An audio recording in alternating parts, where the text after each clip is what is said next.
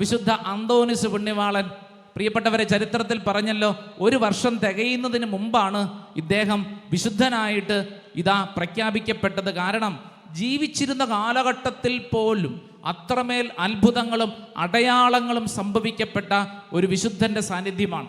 പിന്നീട് വർഷങ്ങൾ മുന്നോട്ട് നീങ്ങി 32 വർഷങ്ങൾക്ക് ശേഷം വിശുദ്ധ അന്തോനിസ് പുണ്യവാളന്റെ ഒരു ബസിലിക്ക പണിയപ്പെട്ടതിന് ശേഷം ആ ബസിലിക്കയിലേക്ക് വിശുദ്ധ അന്തോനിസ് പുണ്യവാളന്റെ ശരീരാവശിഷ്ടങ്ങൾ കല്ലറയിൽ നിന്നെടുത്ത് അത് നേരെ ബസിലിക്ക പള്ളിയിലേക്ക് കൊണ്ടുവരുന്നു.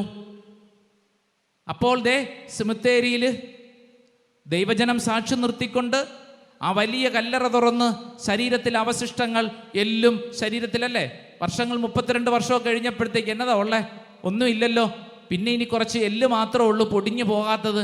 അതിങ്ങനെ പെറുക്കി പെറുക്കി എടുത്തുകൊണ്ടിരിക്കുമ്പോൾ വലിയ ഒരു അത്ഭുതം ചരിത്രത്തിൽ ഈ ശാസ്ത്രത്തിന് ഇന്ന് വരെ മനസ്സിലാക്കാൻ പറ്റാത്തൊരത്ഭുതം.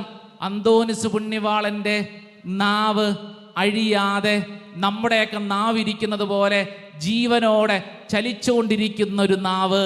ഒന്ന് കൈയടിച്ച് ചരിത്രത്തിന് ദൈവം പ്രവർത്തിച്ച കൃപയോർത്തുകൊണ്ട് നന്ദി പറഞ്ഞ് ഹല്ലേലൂയ, ഹല്ലേലൂയ.